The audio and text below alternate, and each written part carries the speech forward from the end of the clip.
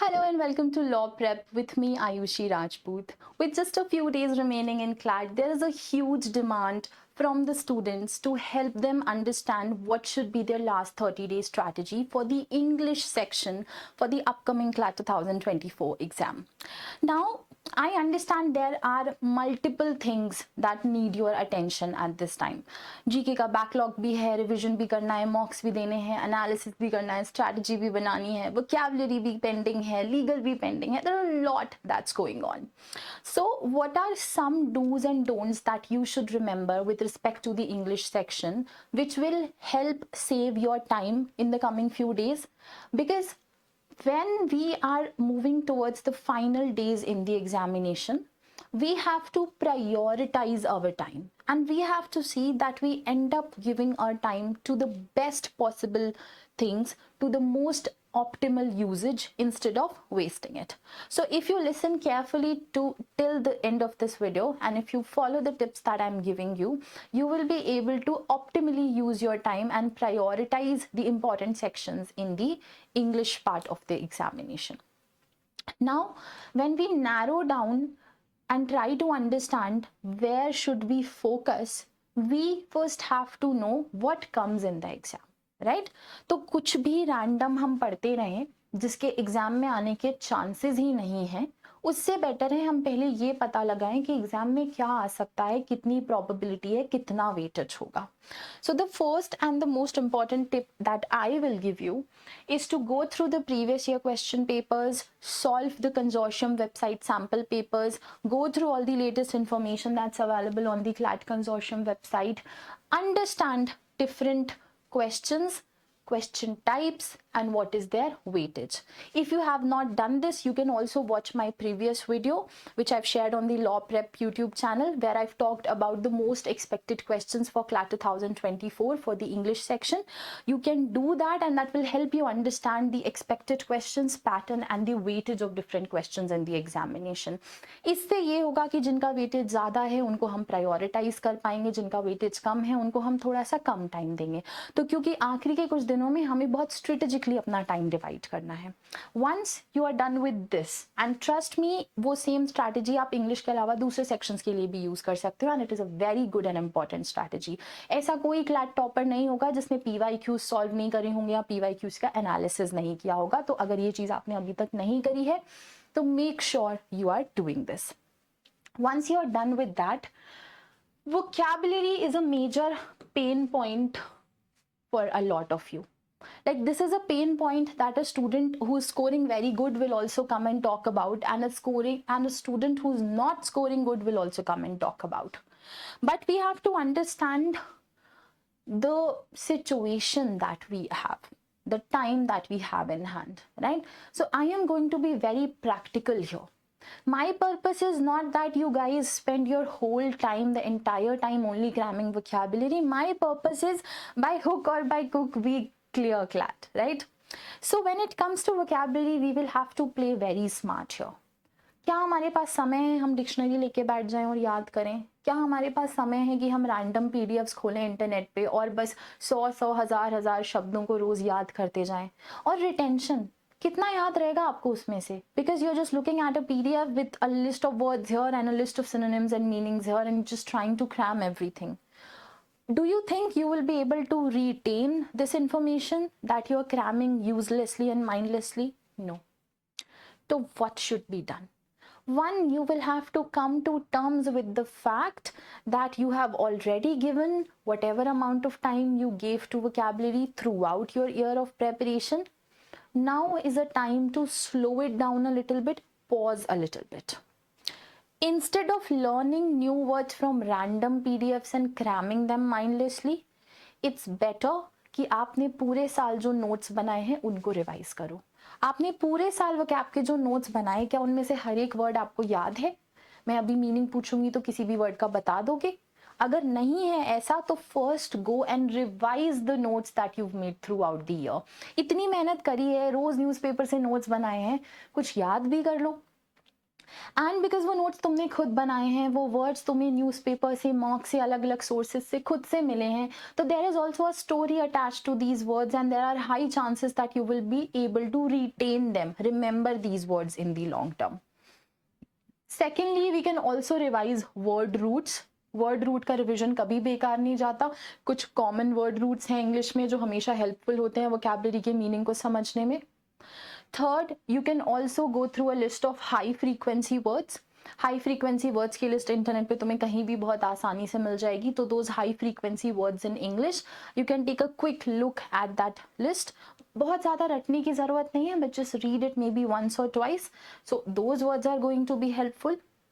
Then obviously this is a time जहाँ पर आप बहुत सारे मॉक्स दे रहे होगे. आप जहाँ भी क्लैट की प्रेपरेशन कर रहे हो, फॉर एग्जाम्पल लॉ प्रेप में हमने अभी लगातार बहुत सारे मॉक्स कंडक्ट करवाए हैं, राइट? तो उन मॉक्स में जो पैसेजेस हैं, वहाँ पे जो नए वर्ड्स दिखे जिनका मीनिंग आपको नहीं आता था, उन पैसेजेस में जो वोकैब के क्वेश्चंस पूछे गए हैं, ये इंश्योर करो कि इन पैसेजेस में आने वाले सारे क्वेश्चंस को तुमने कवर किया है. इमेजिन कितना दुख होगा कि क्लैट के टाइम पे एक क्वेश्चन आता है जो कहीं ना कहीं हमने लॉ प्रेप के मॉक्स में करा था या किसी पैसेज में पूछा गया था वो वर्ड, और हमने उसका मीनिंग इग्नोर करा और वो क्लैट में भी आ गया, right? There is nothing worse than that. That is the absolute worst feeling. So what are we going to do? We are going to improve our vocabulary through the mocks that we are already giving, through the reading material that we are already using, and obviously we will go through the list of high frequency words and the list of word roots, and हमारे जो existing notes हैं हम उनको revise करेंगे. Plus अभी आपका 1 महीना और है क्लैट में, पर आप अभी भी डेली न्यूज़पेपर पढ़ सकते हो. थोड़ा कम टाइम दो अब न्यूज़पेपर को, but you should definitely read at least the editorial and a little bit for your current affairs update as well. तो जो भी आप एडिटोरियल या कुछ आर्टिकल्स अभी भी पढ़ रहे हो न्यूज़पेपर के, उनमें जितने भी नए वर्ड्स आए उनको कवर करते जाओ. बट इसके अलावा mindlessly random PDFs, books, dictionaries को पढ़ने की जरूरत नहीं है. That will just and up wasting your time. So this is some very important information that will help save your time and also help to focus on the words that have some chance of coming in the examination. Predict तो कोई नहीं कर सकता exactly कौन सा question आएगा, but जो आप पूरे साल से पढ़ते आ रहे हो उन्हीं चीज़ों को रिवाइज करना, मॉक्स के थ्रू वर्ड्स पढ़ना ज़्यादा बेटर स्ट्रैटेजी है instead of going through random PDFs. Then this is a very common phenomena. Everybody who comes to me asks me कि मैम नंबर नहीं बढ़ रहे हैं पर हम रोज प्रैक्टिस कर रहे हैं, नंबर नहीं बढ़ रहे हैं पर रोज हम 15 पैसेजेस लगा रहे हैं, नंबर नहीं बढ़ रहे हैं पर हम रोज 2-2 घंटे आरसी की प्रैक्टिस करते हैं. तो कुछ तो गलत हो रहा है ना. एक तो बचपन में किसी ने सिखा दिया practice makes a man perfect, तो हमने वही सीख लिया है कि practice makes a man perfect. पर कभी आपने सोचा कि किसी चीज को करने का तरीका ही गलत है तो उसकी बार बार प्रैक्टिस करके कैसे परफेक्ट हो जाओगे? तो पहले सही तरीका सीखना है चीज़ों का, फिर उनकी प्रैक्टिस करनी है. Then yes, practice will make you perfect. So instead of blindly practising passages, it is important that we give mocks, we analyze the mocks, we find out the pattern in our mistakes. This is extremely important. We find out what is the pattern that we are repeating, what are the mistakes that we are repeating, what are the areas where we are constantly losing marks. Then we strengthen these concepts. तो अगर हर बार inference के questions ही ज़्यादा गलत होते हैं, वहाँ पर ही ज़्यादा नंबर कटते हैं, तो एक बार इन्फ्रेंस का रिविजन कर लेते हैं, एक बार अपने टीचर से इन्फ्रेंस के क्वेश्चंस को दोबारा से समझ लेते हैं, कॉन्सेप्ट को स्ट्रेंथन कर लेते हैं, फिर कुछ दिन लगातार इन्फ्रेंस के क्वेश्चंस की प्रैक्टिस करो. तो जब कॉन्सेप्ट स्ट्रेंथन हो गया, जब हम कौन सी गलतियां कर रहे हैं किसी ने हमें वो समझा दिया, अब हम उन गलतियों को ध्यान में रख के प्रैक्टिस करेंगे, अब होगा improvement, right? So you have to stop blindly practising the passages and you should focus on improving your mistakes and understanding the concepts, right? So this you have to apply not just for the English section but all the sections out there, but I'm talking about English specifically right now. So give mocks, analyze them, figure out what your mistakes, or in general just figure out what are your weak areas and try and work on those concepts and try and practice on those concepts. There's one more thing that you can do instead of practicing blindly. When we go through all of these mocks and passages, we realize that there are some kinds of passages that we are particularly weak at, right? For some of you it could be fiction, for some of you it could be passages on vocab and business. So when you know this is your weakness, you still have 30 days, you still have 30-40 days before CLAT that you can convert this weakness, if not into strength, then at least you come to a moderate level, right? So if you're very weak at all the passages when it comes on the topic of economics, why not read a couple of passages on economics? Why not read a few magazines on economics? Familiarize yourself with those concepts. एक ad नहीं आता जिसमें बोलते हैं डर के आगे जीत है, तो अगर economics के passage से डर लग रहा है तो economics के ही passages solve कर लो अगले कुछ दिन, भर भर के economics के ही passages को read कर लो, तो तुम्हारा डर भी कम हो जाएगा, तुम वोकैबुलरी के कॉन्सेप्ट से फेमिलराइज भी हो जाओगे, जो इकोनॉमिक के टर्म्स हैं उनको अभी तुम गूगल करके टीचर्स से पूछ के मीनिंग भी समझ लोगे, ताकि अगर क्लास में इकोनॉमिक्स का कोई पैसेज आया तो आज तुम्हारी जो अंडरस्टैंडिंग है उससे थोड़ी बेटर अंडरस्टैंडिंग होगी। तो माइंडलेसली प्रैक्टिस करने की जगह अपनी वीकनेस को समझो और अपनी वीकनेस पे फोकस करके थोड़ा सा प्रैक्टिस करो, जिससे आपको अगले कुछ दिनों में रिजल्ट्स दिखना भी शुरू हो जाएंगे। ठीक है, what is next? Next is a very simple thing. बहुत ही लिमिटेड टोन्स आती हैं क्लैट में, बहुत ही लिमिटेड फिगर ऑफ स्पीचेस हैं जिनके क्लैट में आने के चांसेस हैं। आपको बस इतना सा करना है, you just have to make sure कि आपको वो सारे टोन्स का मीनिंग आता हो, उनको कैसे आइडेंटिफाई करते हैं ये जानना आता हो, कौन कौन सी फिगर ऑफ स्पीचेस हैं, उनके एग्जाम्पल्स क्या हैं, उनका मीनिंग क्या है, बस ये पता हो। तो अगर आप किसी फिगर ऑफ स्पीच के मीनिंग को ही नहीं जानोगे तो उसे ढूंढना तो बहुत दूर की बात है। अगर किसी टोन का मतलब ही नहीं पता होगा, फॉर एग्जाम्पल बेलिजरेंट टोन क्या होती है यही नहीं पता, तो ढूंढ ही नहीं सकते आंसर को। तो कितना सिंपल है, ये बहुत आसान तरीका है क्लैट में अच्छा स्कोर करने का, और ये सिर्फ 2 या 3 दिन का काम है। You know, if you're looking at the last 30-day strategy, this involves just a couple of days. Revise, learn, remember all the common tones, their meanings, their examples, how to identify them. Do the same thing with all the common figure of speeches. And yeah, इनका कोई question फिर गलत नहीं होगा तुम्हारा, right? So instead of always coming to your educators and saying कि ma'am tone के questions गलत हो रहे हैं, इस पे फोकस करो कि क्या जो 4 options दिए थे क्या हमें उनका मीनिंग पता था, और अगर हमें मीनिंग पता था तो नेक्स्ट क्वेश्चन होगा कि क्या हम उन्हें पैसेज से कैसे ढूंढते हैं और कैसे आइडेंटिफाई करते हैं, ये आता है।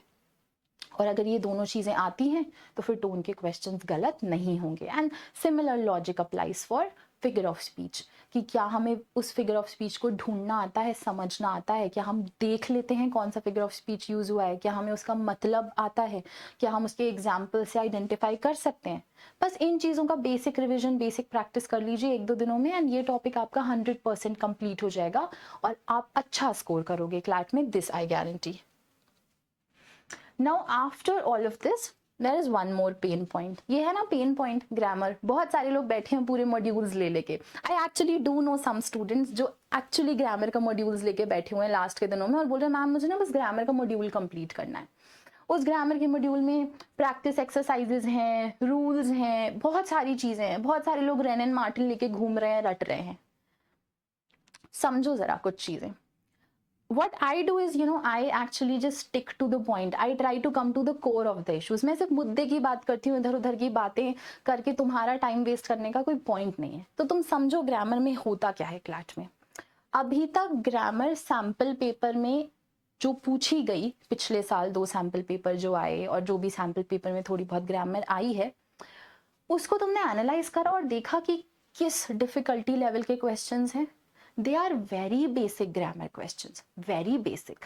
अगर आपसे आरसी के पैसेजेस बन रहे हैं, मतलब आपको अंग्रेजी भाषा का थोड़ा बहुत ज्ञान है जिससे आपको पैसेजेस की अंडरस्टैंडिंग हो जाती है, तो उसी लेवल का, उसी बेसिक लेवल का ग्रामर का क्वेश्चन पूछ रहे हैं आपसे क्लैट में, जहाँ पे शायद आर्टिकल्स या टेंसेस या सब्जेक्ट वर्ब एग्रीमेंट के बेसिक रूल्स का एप्लीकेशन है।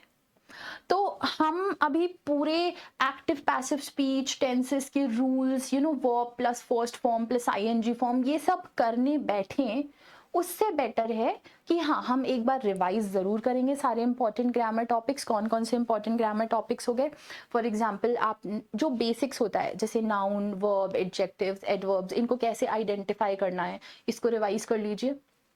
prepositions, conjunctions, articles, subject verb agreement, tenses, थोड़ा सा मोडेल्स और कॉन्ट्रैक्शंस को भी पढ़ सकते हैं। जैसे एग्जाम्पल पेपर में कॉन्ट्रैक्शन का पैसेज आया था, जैसे कैन नॉट को हम शॉर्ट में कांट लिखते हैं। तो बस ये बेसिक्स, इसी तरीके से फुल स्टॉप, कॉमा, ये कहाँ यूज होता है, इनका करेक्ट यूजेज देख लीजिए, पंचुएशन मार्क्स का। that is all that you have to do, just revise these things। और अगर नहीं खुद से समझ आ रहा है तो एक बार किसी टीचर के साथ बैठ के समझ लो। ये भी 2-3 दिन का काम है, मैक्सिमम 1 हफ्ते का काम है, इसको तुम खत्म कर सकते हो बहुत आराम से। और उसके बाद बहुत सारे ग्रामर के रूल्स याद करने की ज़रूरत नहीं है, बहुत सारी ग्रामर की प्रैक्टिस एक्सरसाइजेस सॉल्व करने का भी अपने पास टाइम नहीं है, क्योंकि अगर आएगी भी तो 1 या 2 नंबर की आएगी। उसकी जगह आरसी पे फोकस करो, that will be a much better use of your time and energy. बस एक बार जो टॉपिक्स मैंने अभी बताए हैं, उन टॉपिक्स का एक रफ रिविजन कर लो और उन टॉपिक्स के कॉन्सेप्ट को समझ लो, क्योंकि जो क्वेश्चन आता है वो रूल बेस्ड क्वेश्चन कम होता है। Day to day grammatical usage या कॉमन सेंसिकल ग्रामर, जिसको मैं बोलती हूँ, कॉमन सेंसिकल ग्रामर का क्वेश्चन होता है। तो this is also something where you can save a lot of time and just quickly finish your grammar and effectively you can finish it, right. Now next, mocks की बात मैं पूरे video में कर ही रही हूँ, और ऑब्वियसली ऐसा कोई नहीं होगा जो तुम्हें इस वक्त मॉक्स देने से मना करेगा। हर सब्जेक्ट का हर एजुकेटर हर एक सिनेरियो में तुम्हें यही बोलेगा that you have to give a lot of mocks, and I am going to repeat the same thing for the English section also. Mocks देने हैं आपको बहुत सारे, मॉक्स के थ्रू अपनी मिस्टेक्स को आइडेंटिफाई करना है, उन मिस्टेक्स को सॉल्व करने की कोशिश करनी है। मॉक्स से हमें हमारी वीकनेसेस पता चलती हैं, मॉक्स के थ्रू हमारा टाइम मैनेजमेंट और स्ट्रैटेजी भी थोड़ा और इम्प्रूव होता है। But more important than that, आपको अभी ऑनलाइन मॉक्स को थोड़ा सा अवॉइड करके ऑफलाइन मॉक्स ज़्यादा देने की कोशिश करनी है। तो उससे आपको ज़्यादा इन्वायरमेंट एग्जाम वाला मिलेगा, एग्जाम वाला सेटअप मिलेगा। वो जो फिजिकली OMR शीट भरनी पड़ती है उसका टाइम अलग से निकाल के चलना है। तो try and give more and more मॉक्स, but also try and give more and more offline मॉक्स। Now what ever questions do come up, whatever problems and weaknesses do come up, make sure to get them clarified, make sure to get your doubts clarified. Why is this important? एक तो बहुत से students को ये problem होती है कि उन्हें डाउट्स पूछने में शर्म आती है, तो क्लास में नहीं पूछ सकते तो जाके टीचर से अकेले में पूछ लो, है ना। All of your teachers, we are all here to help you clarify everything and understand everything. Because अगर आप डाउट्स के साथ क्लैट का पेपर देने चले गए, आपने डाउट्स इग्नोर करे, चलो ठीक है ये डाउट है बाद में पूछ लूंगा, बाद में पूछ लूंगा, ऐसे करके क्लैट का दिन आ गया, डाउट्स पूछने का कभी मौका ही नहीं मिला, और उसी में से कोई क्वेश्चन आ गया। या कई बार आप नोटिस करना, जो आपकी वीकनेस होती है, जो डाउट्स होते हैं, जब आप फंसते हो ना 2 ऑप्शंस के बीच में, वहीं फंसते हो, फिर आप बोलते हो मैम इसमें मुझे हमेशा डाउट रहता है। तो अगर हमेशा डाउट रहता है तो पूछ क्यों नहीं रहे हो, क्लैरिफाई क्यों नहीं कर रहे हो? तो ये बहुत बेसिक सी चीज है, पर मैं इस बहुत बेसिक सी चीज को भी स्ट्रेस करूंगी कि अपने सारे डाउट्स क्लैरिफाई कर लो अगले कुछ दिनों में, ताकि हमारे कॉन्सेप्ट्स क्लियर हो, हमें सब समझ में आता हो, और 2 ऑप्शंस के बीच में कंफ्यूजन की जो प्रॉब्लम है ना, वो डाउट्स क्लैरिफाई कर लोगे तो बहुत कम हो जाएगी, क्योंकि तुम्हें चीजें फिर क्रिस्टल क्लियर होंगी, तो कंफ्यूजन होना बंद हो जाएगा, बहुत जल्दी और आसानी से तुम अपने ऑप्शंस को ढूंढ लोगे। So mock and clarifying your doubts based on the problems that occur is extremely important, and we've talked about this.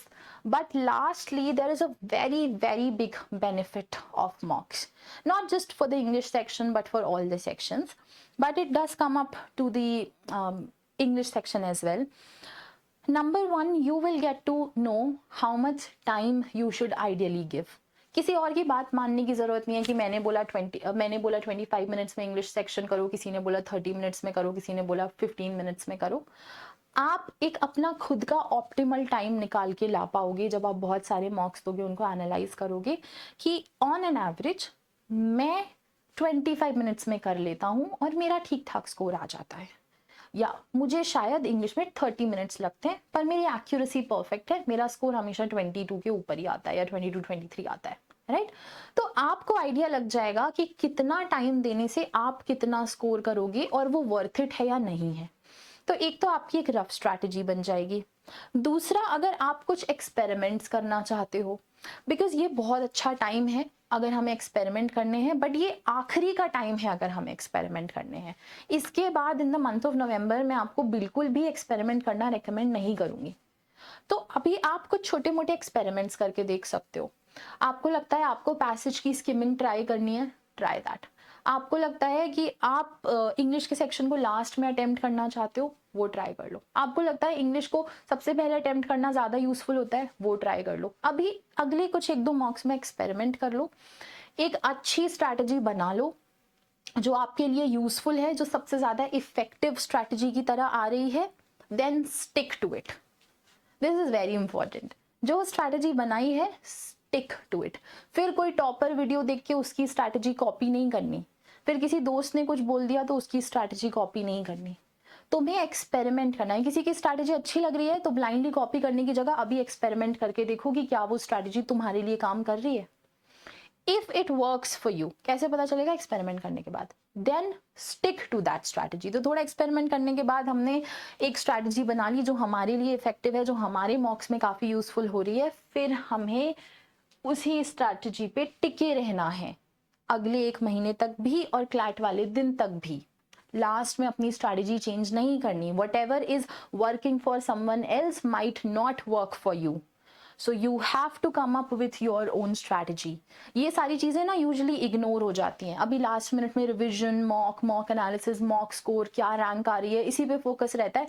पर एक बहुत इंपॉर्टेंट चीज़ है जिससे फोकस ही नहीं रहता। फिर क्लैट वाले दिन एग्जाम सेंटर में हम सोच रहे होते हैं, अरे इंग्लिश का पेपर तो बहुत लेंदी आ गया, अब क्या करें, अरे लीगल को तो ज़्यादा टाइम देना, ये तो बहुत मुश्किल लग रहा है, इंग्लिश को कम टाइम दें क्या।